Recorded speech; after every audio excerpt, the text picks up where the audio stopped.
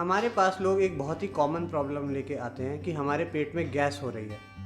ये पेट में गैस का बनना या तो खाना खाने के बाद, खाना खाने के कुछ घंटों बाद, या इन जनरल बिना खाना खाए भी बन रही होती है। हम इस वीडियो में विस्तार में बात करेंगे गैस बनने के क्या क्या कारण होते हैं, उनका घरेलू उपचार क्या होते हैं और कब आपको डॉक्टर के पास जाना चाहिए और कब ये एक इमरजेंसी होती है। इसके बारे में हम विस्तार में बात करेंगे। पेट में गैस बनने के कुछ सीरियस बीमारियां कारण होती हैं, कुछ थोड़ी कम सीवियर बीमारियां होती हैं और कुछ सिर्फ लाइफस्टाइल में चेंज करने से ठीक करी जा सकती हैं। कुछ बीमारियां जैसे पेट में अल्सर होना, coeliac disease, irritable bowel syndrome जिसमें कि कॉन्स्टिपेशन और डायरिया होता है लोगों को, कभी कभी किसी खाने की वजह से होना जैसे कि बीन्स खाना, पत्ता गोभी खाना, किसी किसी को दूध से एलर्जी होना, इन सब वजहों से पेट में गैस बन सकती है। अब जो कि बीमारियां होती हैं जैसे कि पेट में अल्सर होना और इरिटेबल बाउल डिजीज़ होना, इन सब के लिए आपको एक डॉक्टर को दिखाने की ज़रूरत होती है और बाकी चीज़ों के लिए आप काफ़ी सारे घरेलू उपचार और लाइफस्टाइल चेंजेस कर सकते हैं। बहुत सारे फूड आइटम्स हैं जो कि लोग खुद ही पहचान सकते हैं जिसके कंज्यूम करने के बाद उनको पेट में गैस बनती है। एक बहुत ही कॉमन है कार्बोनेटेड ड्रिंक्स या कोल्ड ड्रिंक्स, जिसकी वजह से काफ़ी जल्दी पेट में गैस बनती है और पेट फूल जाता है। एक दूसरा बहुत कॉमन कारण है सिगरेट स्मोक करना। उसके अलावा काफ़ी सारे कॉमन फूड आइटम्स जैसे कि दूध, चीज़, बीन्स, पत्ता गोभी और इस तरह की कुछ हरी सब्जियां जो कि आपको आपका डॉक्टर भी बता सकता है, जिससे पेट में गैस बनना बढ़ जाता है। काफ़ी सारी चीज़ें जो बच्चे और बड़े दोनों ही कंज्यूम करते हैं जैसे कि मैदा के नूडल्स और बहुत सारा जंक फूड, ये भी गैस का प्रोडक्शन बॉडी में बढ़ाता है। अब हर एक की बॉडी डिफरेंट होती है। गैस बनने का एक बहुत बड़ा कारण बहुत सारी स्टडीज़ में बताया गया है डिफरेंट टाइप ऑफ बैक्टीरिया हमारी बॉडी में। सबकी बॉडी में बैक्टीरिया का कॉन्सेंट्रेशन और बैक्टीरिया का टाइप अलग होता है, जो कि छोटी आंत यानी कि स्मॉल इंटेस्टाइन में बैक्टीरिया का प्रोडक्शन करती है। साथ में बड़ी आंत में भी बहुत सारे बैक्टीरिया होते हैं जो कि different types of gas produce करते हैं, जिससे पेट का फूलना और ये सारे सिम्टम्स जो मैंने बताए वो सब आ जाते हैं। इसको अवॉइड करने के लिए हम दो काम कर सकते हैं, एक कुछ घरेलू उपचार, एक कुछ डॉक्टर की दी हुई दवाइयाँ, साथ में कुछ ओवर द काउंटर ड्रग्स जो कि आप केमिस्ट पे जाके ऐसे ही ले सकते हैं। लेकिन सबसे ज़रूरी है पता करना किस कारण हमें गैस ज़्यादा बन रही है और हम क्या कर सकते हैं उस गैस को टोटली अवॉइड करना बनने से। इंडियन सिनेरियो में जो कि बहुत लोग रियलाइज़ नहीं करते हैं वो ये होता है कि बहुत लोगों को दूध पीने के बाद पेट में गैस बनती है, पेट फूलता है, डकारें आती हैं। इसको लैक्टोज इंटॉलरेंस कहते हैं। इसमें हम लोगों को दूध पीना अवॉइड करना चाहिए। जो हम कर सकते हैं वो दही खाना और पनीर खाना, इन चीज़ों से लैक्टोज इंटॉलरेंस नहीं होती है।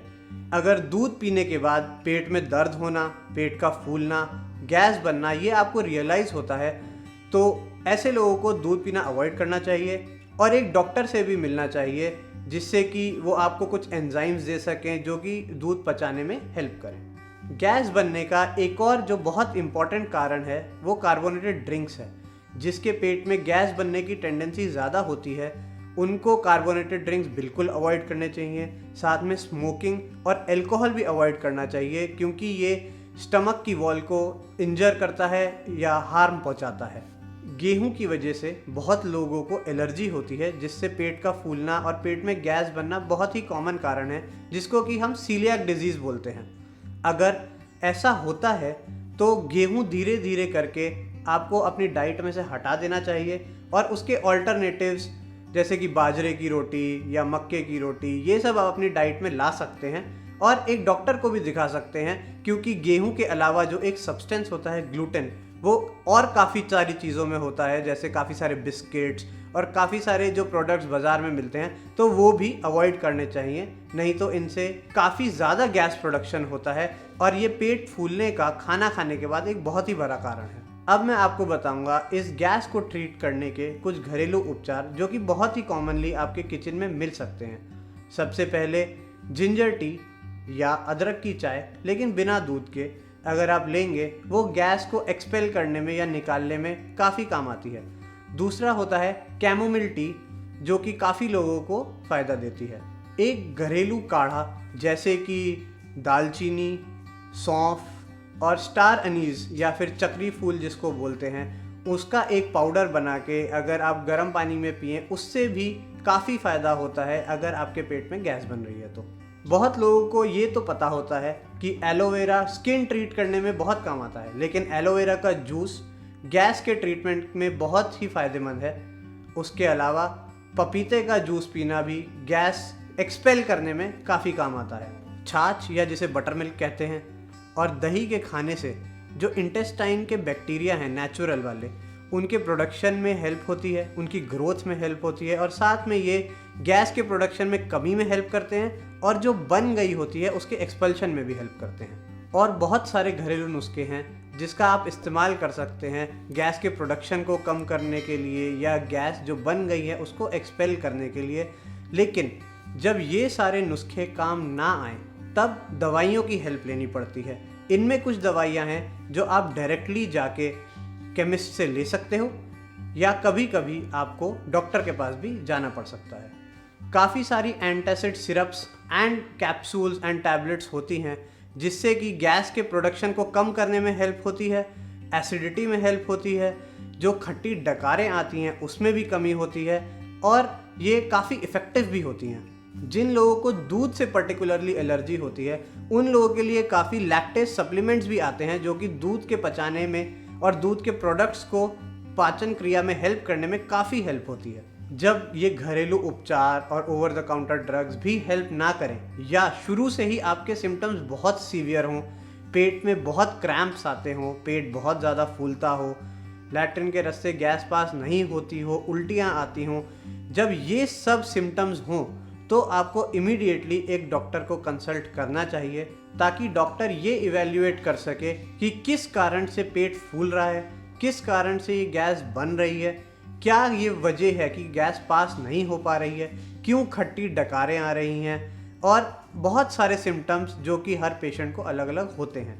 अब ये गैस के बनने के और पेट के फूलने के अलग अलग आंतड़िक के पार्ट से अलग अलग कारण की वजह से होता है। ये आपके पेट को भी इंक्लूड कर सकता है, छोटी आंतड़ी को भी इंक्लूड कर सकता है, बड़ी आंतड़ी को भी इंक्लूड कर सकता है। इसके लिए जब सिम्टम बहुत सीवियर हों तो आपको हमेशा एक डॉक्टर के पास जाना चाहिए क्योंकि अलग अलग पार्ट के अलग अलग इलाज हैं और साथ में कुछ ऐसे भी इलाज हैं जिनको बहुत ही अर्जेंट रिक्वायरमेंट होती है ट्रीटमेंट की। आपको मैं कुछ उदाहरण दे सकता हूँ, जैसे कि खट्टी डकारें आना और खाने के जस्ट बाद पेट का फूलना या एसिडिटी होना, ये यूजुअली पेट यानी कि स्टमक के कारण होता है। अगर खाने के कुछ देर बाद पेट फूल रहा है या फिर क्रैम्पिंग जैसी फीलिंग आ रही है जिसको कि मरोड़ भी बोलते हैं, वो यूजुअली छोटी आंतड़ी की वजह से होता है। और एक और कारण है कि गैस पास नहीं हो रही है, पेट फूल रहा है और कभी कभी गंदी स्मेल भी आती है जबकि गैस पास होती है। ये यूजुअली बड़ी आंतड़ी के कारण होता है। जैसे मैंने बताया, इन सभी पार्ट्स ऑफ इंटेस्टाइन या कि आंतड़ी के अलग अलग सिम्टम्स होते हैं और इलाज भी उसी के हिसाब से होता है। कुछ इलाज ऐसे होते हैं जो कि सिर्फ दवाइयों से ठीक हो जाते हैं, कुछ में काफ़ी इंटरवेंशन की ज़रूरत पड़ती है एंड काफ़ी बार सर्जरी भी करवाने की ज़रूरत पड़ सकती है। अब इस गैस का बनना और काफ़ी सिम्टम्स के साथ भी आ सकता है, जैसे काफ़ी लोगों को कॉन्स्टिपेशन यानी कि कब्जी होती है, कुछ लोगों को लूज मोशन यानी कि डायरिया होता है, कुछ लोगों को ऑल्टरनेटिवली दोनों होता है, कुछ लोगों को हवा पास नहीं होती है, कुछ लोगों को खट्टी डकारें आती हैं और बहुत सारे ऐसे सिम्टम्स होते हैं। अब जब आप एक डॉक्टर के पास जाएंगे तो वो आपसे पूरी हिस्ट्री लेगा, यानी कि पूछेगा कि आपको कब से ये प्रॉब्लम हो रही है, क्या स्पेसिफिक प्रॉब्लम है, किस स्पेसिफिक पार्ट की प्रॉब्लम है और क्या क्या प्रॉब्लम्स हैं, क्या घर में किसी को ऐसी प्रॉब्लम है, कोई एलर्जीज़ हैं कि नहीं है, किसी दवाइयों से एलर्जीज़ हैं कि नहीं है, खाने से एलर्जीज़ हैं कि नहीं है, और ऐसे काफ़ी सारे सवाल। इन्हीं पे डिपेंड करते हुए वो काफ़ी सारी जांचें आपको बता सकते हैं, कुछ खून की जांच, कुछ एंडोस्कोपी वाली जांच जिसमें कि कैमरा डाल के आपकी आंतड़ी को इवैल्यूएट किया जाता है, और बहुत सारी जांचें। डिपेंड करता है कि आपके पर्टिकुलर सिम्टम्स क्या हैं। उदाहरण के लिए अगर एक पेट की प्रॉब्लम होती है तो खून की जांच के अलावा कुछ डॉक्टर्स एंडोस्कोपी की भी सलाह देते हैं, जिसमें कि डायरेक्ट कैमरा से आपके पेट और ऊपर की आंतड़ी को देख लिया जा सकता है। कभी कभी अगर सिम्टम सजेस्ट करते हैं कि छोटी आंतड़ी की प्रॉब्लम है तो सीटी स्कैन भी कराने की ज़रूरत पड़ सकती है, ये देखने के लिए कि कोई रुकावट तो नहीं है। अगर बड़ी आंतड़ी की जांच की ज़रूरत है तो सीटी स्कैन और कभी कभी कोलोनोस्कोपी यानी कि अगेन बड़ी आंतड़ी की कैमरे से जांच की भी ज़रूरत पड़ सकती है। जब प्रॉब्लम एसिडिटी की होती है तो उसी के हिसाब से कुछ दवाइयाँ दे के या कुछ सिरप्स दे के भी ये प्रॉब्लम ठीक करी जा सकती है। कभी कभी इन खट्टी डकारों का कारण थोड़ा सीरियस हो सकता है, जैसे कि पित्त की थैली यानी कि गॉल ब्लैडर में पथरी होना, या फिर गॉल ब्लैडर का इन्फेक्शन होना, या फिर ये जो बाइल ट्रैक्ट यानी कि पित्त की नलियाँ होती हैं, इनका कोई कारण भी हो सकता है। एंड इन कारणों में यूजुअली सर्जरी की या और एक्सटेंसिव एंडोस्कोपी की ज़रूरत पड़ती है। अब एक बार अगर डॉक्टर को कारण ये लगता है कि छोटी आंतड़ी है, तो यूजुअली छोटी आंतड़ी की दिक्कतें दवाइयों से ठीक हो सकती हैं, जैसे कि कुछ एंजाइम सप्लीमेंट्स, कुछ एलर्जेंस जिसको कि अवॉइड कर सकते हो। कभी कभी एलर्जन टेस्ट भी कराते हैं, जिससे पर्टिकुलर खाना पता चल जाता है जिनकी वजहों से ये दिक्कत हो रही है, और डॉक्टर आपको अवॉइड करने की सलाह देंगे। साथ में कुछ इस एलर्जी को या उस एलर्जी के रिएक्शन को प्रिवेंट करने की भी दवाइयाँ देंगे। बड़ी आंतड़ी की जो स्पेसिफिक प्रॉब्लम है वो ये है कि जो गैस प्रोड्यूस होती है वो भी डिफरेंट टाइप की होती है, और इसका कारण भी थोड़ा डिफरेंट होता है। यहाँ पर बैक्टीरिया का जो किस्म होता है वो भी डिफरेंट होता है। काफ़ी सारी स्टडीज से ये पता चला है कि एंटीबायोटिक्स देने से इसका ट्रीटमेंट किया जा सकता है, एंड बहुत सारे और दवाइयाँ हैं जिनसे कि ये गैस का प्रोडक्शन थोड़ा कम किया जा सकता है। बहुत सारे लोग ये बोलते हैं कि हमें गैस का प्रोडक्शन डायरिया यानी कि लूज मोशन के साथ होता है। अब कॉन्स्टिपेशन यानी कब्जी के साथ गैस का होना तो काफ़ी कॉमन है, लेकिन लूज मोशंस के साथ गैस का होना थोड़ी अलग बीमारी है, जिसको कि हम IBS या इरिटेबल बाउल सिंड्रोम बोलते हैं, जिसके इलाज के लिए डॉक्टर के पास जाना थोड़ा ज़रूरी हो जाता है। कुछ पेट फूलने के कारण इन कॉमन चीज़ों से थोड़े ज़्यादा सीरियस होते हैं, जैसे कि टीबी की वजह से काफ़ी बार आंतड़ियों में सिकुड़न आ जाती है, काफ़ी अल्सर बनना, या फिर इवन कैंसर भी हो सकता है, जिसकी वजह से आंतड़ी में रुकावट आती है, उसमें गैस कलेक्ट होती है और पेट फूलता है। इनमें वज़न की कमी होना, भूख का कम लगना, उल्टियाँ होना, ये भी काफ़ी सारे सिम्टम्स हैं। और जब ये सिम्टम्स आपको हों तो डॉक्टर के पास जाना थोड़ा अर्जेंट हो जाता है, क्योंकि इसका इलाज जल्द से जल्द शुरू करना होता है।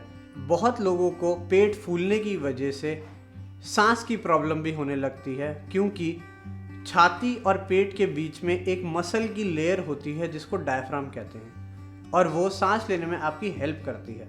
गैस बनने के बाद ये डायफ्राम पुश अप हो जाता है, जिससे सांस लेने में दिक्कत हो सकती है, लेकिन इसमें घबराने की बात नहीं है। जो कि ये गैस ठीक करने के इलाज हैं, इन्हीं की वजह से ये सांस की प्रॉब्लम हो रही होती है, और ये ट्रीट होने के बाद वो सांस की प्रॉब्लम भी ठीक हो सकती है। लेकिन अगर आपको इसके बावजूद भी सांस की प्रॉब्लम होती है तो एक फिजिशियन को या एक छाती के डॉक्टर को ज़रूर दिखाएं। जैसा मैंने आपको बताया, ये गैस को ठीक करने के काफ़ी घरेलू उपचार हैं, कुछ ओवर द काउंटर उपचार हैं, और कुछ में डॉक्टर के पास जाने की ज़रूरत होती है। लेकिन डॉक्टर के पास जाने में कभी भी ना हिचकिचाएं, क्योंकि कोई भी बड़ी बीमारी छोटे सिम्टम से ही शुरू होती है, और गैस की ये प्रॉब्लम एक छोटी सी बीमारी से लेके एक बहुत बड़ी बीमारी तक हो सकती है, और हर बीमारी का छोटी या बड़ी जल्द से जल्द इलाज ज़रूरी है, चाहे वो घरेलू हो, चाहे वो डॉक्टर के पास हो, चाहे वो सर्जरी हो। मैं आशा करता हूँ कि इस वीडियो के माध्यम से मैं आपको कुछ नई बातें बता पाया हूँगा, या आपकी इस कॉमन प्रॉब्लम का कुछ इलाज कर पाया हूँगा, या आपको ये बता पाया हूँगा कि कब आपको इसका इमीडिएट इलाज ज़रूरी है, या कब आप इसको घर ही पे ट्रीट कर सकते हैं।